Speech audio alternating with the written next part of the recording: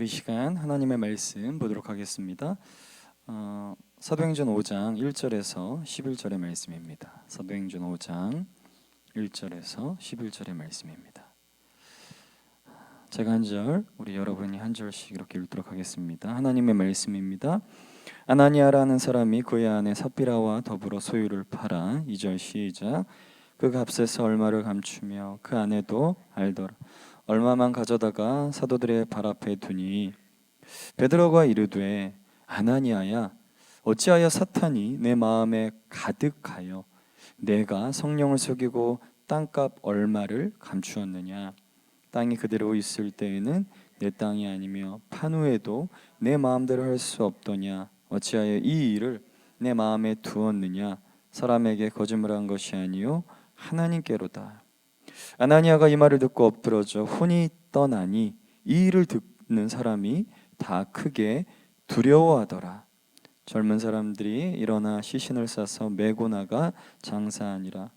3시간쯤 지나 그의 아내가 일어난 일을 알지 못하고 들어오니 베드로가 이르되 그 땅판 값이 이것뿐이냐. 내가 말하라 하니 이르되 예 이것뿐이니라 하더라. 베드로가 이르되 너희가 어찌 함께 꾀하여 주의 영을 시험하려 하느냐. 보라 내 남편을 장사하고 오는 사람들의 발이 문 앞에 이르렀으니 또 너를 메어 나가리라 하니 곧 그가 베드로의 발 앞에 엎드려져 혼이 떠나는지라. 젊은 사람들이 들어와 죽은 것을 보고 메어다가 그의 남편 곁에 장사하니 함께 읽도록 합니다. 온 교회와 이 일을 듣는 사람들이 다 크게 두려워하니라. 아멘. 할렐루야. 아멘. 저는 본문 말씀을 가지고 기억되는 은혜라는 제목으로 함께 하나님의 말씀을 나누도록 하겠습니다. 여러분 꿈 꾸시나요? 저도 아주 가끔 정말 생생한 꿈을 꾸는데 여러분 꿈이 아무리 생생해도 금방 잊혀지는 이유가 무엇인가요? 꿈은 현실이 아니기 때문입니다. 마찬가지로 하나님의 은혜가 쉽게 잊혀지는 이유는 내가 처해 있는 상황과 처지와 환경이 하나님의 살아계심보다 더 현실적으로 느껴지기 때문이에요. 그렇다면 하나님의 은혜는 우리의 현실에서 일할 수 없는 것인가? 하나님의 은혜는 인생의 파도와 삶의 벼랑 끝에 서 있을 때가 아닌 늘 교회 안에서만 머무는 하나님의 선물인 것인가? 이런 질문을 할 수 있습니다. 늘 인생의 한계를 경험할 때면 막막함에 마음이 답답하고 걱정과 근심으로 잠을 이루지 못하는 이유는 하나님께서 저와 여러분의 인생 가운데 베푸신 그 은혜를 내가 기억할 수 없기 때문입니다. 오늘 하루 나에게 베푸신 그 하나님의 은혜는 무엇인지 말씀을 통해서 다시 한번 기억할 수 있기를 간절히 소망합니다. 이제 오순절 사건 이후에 사도들은 성령의 지혜로 복음을 전하면서 성령의 능력으로 놀라운 표적과 기사를 행하게 됩니다. 그리하여서 사람들은 이 사도들의 권위와 거룩함을 무시할 수 없게 되었고 가는 곳곳마다 복음을 선포하고 제자들을 만들게 됩니다. 여러분, 하나님의 은혜와 역사가 강하게 일어나는 곳에는 늘 뭐가 있습니까? 하나님의 은혜가 큰 곳에 또 반대편에 또 뭐가 있어요? 악한 영이 있죠. 사단의 공격이 있습니다. 그럼에도 불구하고 교회는 더 큰 부흥을 경험하고 믿음의 공동체는 하나님의 은혜를 그 어려움 속에서도 충만히 경험하게 되죠. 그리고 그 은혜가 이제는 교회를 넘어서 주변 사람들에게까지 흘러가기 시작합니다. 여러분, 은혜를 받으면 어떻게 되죠? 숨길 수가 없습니다. 하나님의 이 절대적인 은혜를 경험하게 되면 그 은혜가 삶을 통해 보여지게 되고 곁에 있는 사람들에게 내가 흘려보내고 싶지 않아도 저 사람은 안 돼 이렇게 해도 흘러갈 수밖에 없다라는 거예요. 초대교회 성도들은 누가 시킨 것도 아닌데 하나님의 은혜를 경험하게 되자 이제 자기 소유를 팔아서 가난한 사람들과 기꺼이 나누는 일까지 하게 됩니다. 오늘 본문에 두 인물이 나오는데 바로 바나바와 아나니아라는 인물입니다. 제가 읽진 않았지만 사도행전 4장 36절과 37절을 제가 읽어보겠습니다. 하나님의 말씀입니다. 그루보에서 난 레위족 사람이 있으니 이름은 요셉이라 사도들이 일컬어 바나바라 번역하면 위로의 아들이라 하니 그가 밭이 있음에 팔아 그 값을 가지고 사도들의 발 앞에 두니라. 아멘. 여러분, 당시의 수도 예루살렘에는 참 많은 거지들이 살았다라고 합니다. 그런데 바나바는 레위 지파의 사람이었다라고 본문은 기록하고 있어요. 레위인들은 12지파 가운데 자기 소유의 땅을 가질 수 있는 지파인가요? 가질 수 없는 지파였나요? 자기 소유가 없어요. 그런데 성경은 이 바나바를 레위족 사람이라고 이렇게 이야기합니다. 그렇다면 도대체 이 사람은 어디서 땅을 가져다 팔았는가? 레위 사람인데 땅이 있었다라는 거죠. 대부분의 학자들은 이 구르보라는 섬에 개인이 가지고 있는 땅이 있었을 거라고 추정합니다. 여러분, 예루살렘의 가장 몫이 좋은 땅이 아니라 섬에 있는 땅이었기에 아무도 모르는 땅이었어요. 그죠? 상식적인 수준에서 도와줘도 아무도 뭐라고 할 사람이 있었다 없었다? 없었어요. 그러나 이는 하나님의 은혜를 경험하게 되자 나누지 않고서는 견딜 수 없는 그 은혜를 바나바가 경험하게 되었던 것이죠. 히포 주교인 아우구스티누스는 이런 말을 했습니다. 은혜는 우리가 선행을 했기 때문에 주어지는 것이 아니라 우리가 선행을 할 수 있도록 주어지는 것이다. 여러분, 하나님의 은혜가 내 안에 경험이 되어지면 그 은혜는 내 안에 갇혀 있는 것이 아니라 흘러가는 역사가 있는 줄 믿습니다. 우리 모두가 그 하나님의 값으로는 도저히 매길 수 없는 그 은혜를 흘려보낼 수 있기를 간절히 소망합니다. 아멘. 우리 본문 1절과 2절입니다. 사도행전 5장 1절과 2절 제가 읽어보겠습니다. 아나니아라는 사람이 그의 아내 삽비라와 더불어 소유를 팔아 그 값에서 얼마를 감춤해 그 아내도 알더라. 얼마만 가져다가 사도들의 발 앞에 두니. 아멘. 아나니아와 삽비라는 초대교회에서 참 열심히 있는 그런 성도였을 것입니다. 하지만 그들에게는 잘못된 열심이 있었어요. 그 잘못된 열심이 그들로 하여금 겉과 속이 다른 선행을 하게 한 것입니다. 그렇다면 아나니아와 삽비라는 왜 잘못된 열심을 가지고 자기 재산을 들여 헌금을 하였는가? 그리고 왜 하나님은 그들을 죽이기까지 징계하셔야만 했는가라는 거예요. 여러분, 사랑의 헌신은 우리가 무엇을 하느냐의 문제가 아닙니다. 사랑의 헌신은 형태의 문제가 아니라 존재의 문제라는 거예요. 내가 그 사람에게 무엇을 해주느냐가 헌신이 아니라 내가 그 사람에게 어떠한 사람으로 살 것인가가 바로 진정한 헌신인 거예요. 여러분, 백 받으시면 좋으신가요? 뭐 샤넬 백, 뭐 에르메스 뭐 이런 거 받으면 좋죠. 그러나 그 사람의 존재 자체가 나에게 확 와닿질 않아요. 그냥 늘 돈만 주고 가. 그게 과연 진정한 헌신인가요? 그렇다라고 하시면 제가 할 말이 없어요. 여러분, 내가 그 사람에게 무엇을 해주느냐가 헌신인 것 같지만 그것은 헌신이 아닙니다. 내가 그 사람에게 어떠한 사람이 되느냐, 어떠한 사람으로 살 것인가가 바로 진정한 헌신의 고백인 거예요.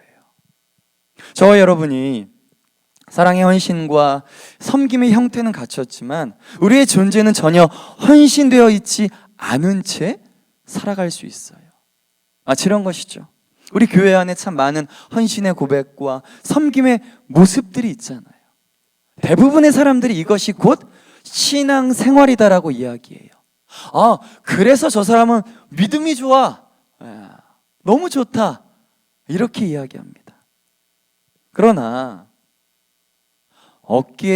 마치 어깨에 계급장을 달고 헌신을 할 수 있다라는 거예요.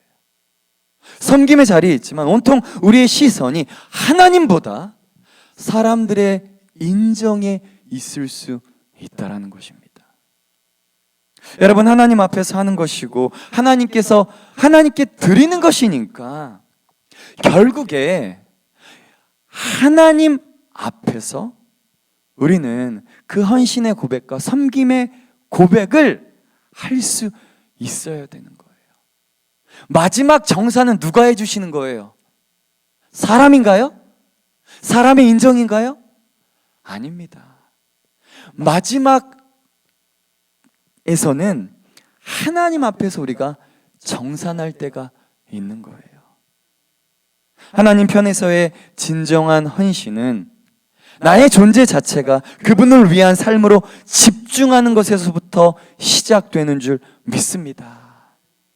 내가 과연 주님 앞에서 어떠한 존재인가? 이것을 스스로에게 늘 점검할 수 있어야 하는 거예요.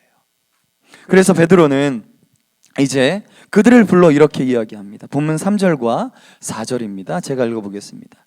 베드로가 이르되 아나니아야, 어찌하여 사탄이 내 마음에 가득하여 내가 성령을 속이고 땅값 얼마를 감추었느냐? 땅이 그대로 있을 때에는 내 땅이 아니며 판후에도 내 마음대로 할 수가 없더냐? 어찌하여 이 일을 내 마음에 두었느냐? 사람에게 거짓말한 것이 아니요 하나님께로다. 아멘. 베드로는 그들 마음 가운데 사탄이 가득했기 때문에 겉과 속이 다른 선행을 저질렀다라고 합니다. 여러분, 제가 이 말씀을 묵상을 하는데 이런 질문이 드는 거예요. 성령 하나님을 속일 수 있나요? 하나님은 다 아시는 분이시잖아요. 진리의 영이십니다. 그런데 그 진리의 영을 우리가 속일 수가 있습니까? 없죠. 그러나 속일 수 없는 성령 하나님께 거짓말을 하는 건 우리 마음에 무엇이 있기 때문인 거예요? 악한 영이 가득하기 때문이라는 것입니다. 여러분, 그리스도인임에도 불구하고 성령 충만이 아니라 사탄 충만할 수 있습니다. 하나님의 자녀임에도 불구하고 분노와 미움으로 세상의 탐욕과 거짓으로 충만한 상태에 빠지면 이것은 무엇입니까? 성령 충만이 아니라 바로 사탄 충만인 거예요. 저와 여러분 안에는 늘 우리의 영과 그리고 육적인 생각들이 싸우고 있습니다. 저는 지금도 기억나요. 2017년에 제가 이제 뉴욕에 가서 목사 안수를 받았는데 정말입니다. 제가 이렇게 목사 안수를 받을 때에 하늘문이 열리고 하나님의 음성, 이는 내 사랑하는 이 목사다, 이런 음성을 제가 들을 줄 알았어요. 그런데 아무것도 안 들리더라고요. 그리고 이제 목사 안수를 받고 이제 사역을 시작하는데 더 힘들더라고요. 늘 내 안에 영과 육적인 생각들이 싸우고 있는, 저의 연약함을 바라보면서 늘 좌절하는 그런 모습을 보게 됩니다. 여러분, 우리의 영적인 격전지는 밖에 있는 것이 아니라 어디에 있습니까? 우리 마음에 있어요. 우리의 마음을 지키지 못하면 우리의 혼이 우리의 영을 잠식시키고 결국에는 속일 수 없는 성령 하나님께 거짓말을 하는 자가 될 수 있습니다. 여러분, 우리의 삶 가운데 우리가 원하지 않는 그 일을 반복하고 있다면, 내 사랑하는 가족에게 화를 내고 싶지 않은데 계속 화를 내요. 미워하고 싶지 않다고 이야기하는데 계속 미워하는 모습이 나타나게 됩니다. 그리고 이 중독에서 빠져나가고 싶은데 늘 후회뿐이지 그 중독적 패턴을 계속해서 이어가는 거예요. 만약 이러한 모습이 나의 모습이고 나의 연약함이라면, 여러분, 이것은 내가 하는 것이 아니라 내 안에 죄가 나를 그렇게 하도록 만드는 것입니다. 그리스도인이라고 하지만 성령에 사로잡혀 있는 것이 아니라 죄로 사로잡혀 있기 때문이에요. 정말 지긋지긋하게 내 인생을 붙들고 늘어지는 죄를 멀리할 수 있는 유일한 길은 성령으로 충만해지는 것인 줄 믿습니다. 매 순간순간마다 성령 하나님을 의지하고 예수님께 나아가지 못하도록 방해하는 그 모든 것들을 내가 멀리할 때 내 인생 가운데 이미 스며든 하나님의 은혜를 경험하게 되는 것이고, 그 은혜 속으로 내 영혼이 들어갈 수 있는 줄 믿습니다. 오늘 하루도 정말 성령 충만할 수 있기를 간절히 소망합니다.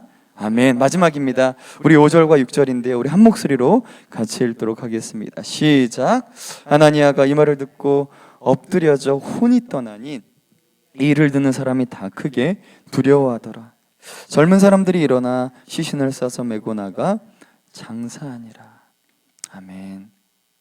아나니아는 결국에 심판을 받고 그 자리에서 죽임을 당합니다. 그리고 이제 뒤에 보면 그 일들을 알지 못했던 아내였던 삽비라도 동일한 죽음을 당하게 되죠. 왜 하나님은 은혜의 유예 기간을 두신 것이 아니라 왜 그 자리에서 그 순간 그렇게 죽이셔야만 했던 것인가? 아나니아와가 삽비라가 잘못했죠. 잘못한 건 알지만 왜 굳이 그렇게 하셨어야만 했는가? 우리에게는 이러한 질문들이 있을 수 있습니다. 아니, 자기 땅이었잖아요, 그죠? 자기 땅 팔아가지고 하나님께 드리고 뭐 자기 좀 챙길 수 있잖아, 인간적인 생각에는. 그런데 아니, 하나님이 이렇게 엄벌에 처하셨던 거예요. 이러한 질문들이 있을 수 있습니다. 그런데 사실 그들이 왜 죽어야 했을까가 아니라, 여러분, 우리는 왜 아직까지 내가 죽지 않고 있는 것인가를 질문할 수 있어야 돼요. 그들이 왜 죽었을까가 아니라 나는 왜 지금 살고 있는가? 여러분, 하나님의 은혜로 믿음의 선물을 받고 그분의 자녀됨의 권세를 갖고 매 순간순간 살고 있지만 우리의 삶은 온통 무엇으로 가득 차 있습니까? 죄로 가득 차 있어요. 어쩌면 아나니아와 삽비라보다 더 큰 죄들을 지었을 수도 있습니다. 그런데 저와 여러분이 아직 뭐 하고 있어요? 살아 있어요. 자, 어제 이 말씀을 묵상을 하는데 갑자기 은혜다 이런 생각이 드는 거예요. 그래서 우리는 이 순간을, 지금 이 순간이에요. 지금 이 순간을 하나님의 은혜로 해석해야 합니다. 우리는 기도하는데 기도 가운데 하나님의 은혜를 좀 부어주세요. 하나님의 은혜를 내 삶 가운데 우리 저 자식 새끼들이 우리의 믿음의 공동체가 좀 경험하게 해주세요. 그런 기도를 드려요. 은혜를 구하는 기도가 잘못됐다는 것이 아닙니다. 그러나 우리가 반드시 기억해야 하는 것은 기도하는 그 순간에도, 은혜를 구하는 그 순간에도 하나님은 당신의 은혜를 베풀고 계신다라는 거예요. 왜요? 하나님의 은혜로 내가 지금 살아가고 있잖아요. 하나님의 은혜로 내가 지금 기도할 수 있게 되었잖아요. 가끔 보면 집에 빨래하면 이렇게 수건에서 냄새가 날 때가 있나요, 없나요? 저희 집만 그런 건 아니죠. 네. 가끔 이렇게 샤워를 하고 빨래 이렇게 닦으려고 하는데 냄새가 날 때가 있어요. 왜 그런가요? 분명히 빨래했어요. 근데 수건에서 냄새가 나. 네. 왜 그렇습니까? 빨기는 잘했는데 잘 마르지 않았기 때문이에요. 수건에 냄새가 없어지려면 깨끗이 잘 빤 뒤에 건조기에 잘 말려야 하거나 혹은 햇빛에 잘 펴서 제가 시골에 계신 어머님이 잘하는 건데 그냥 툭툭 털어가지고 아침마다 시골에 가면 그 소리에 깨요. 탁탁 말려가지고 햇빛에 말려야지 냄새가 안 납니다. 영적인 세계도 마찬가지예요. 보혈의 능력으로 죄사함을 받았다면 우리는 늘 햇빛과도 같은 하나님의 은혜에 내 인생이 잘 노출되어 있어야 합니다. 그 하나님의 은혜에 내가 잘 노출되어 있지 않으면 비록 주님의 그 보혈의 능력으로 은혜의 선물을 받고 구원의 선물을 받았지만 우리의 영혼 가운데 냄새가 날 수 있어요. 잘 마른 수건만이 쓰임을 받을 수 있습니다.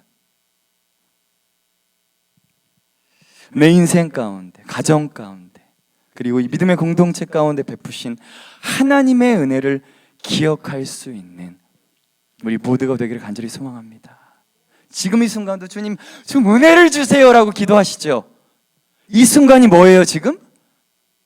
하나님의 은혜를 기억해야만 하는 순간입니다.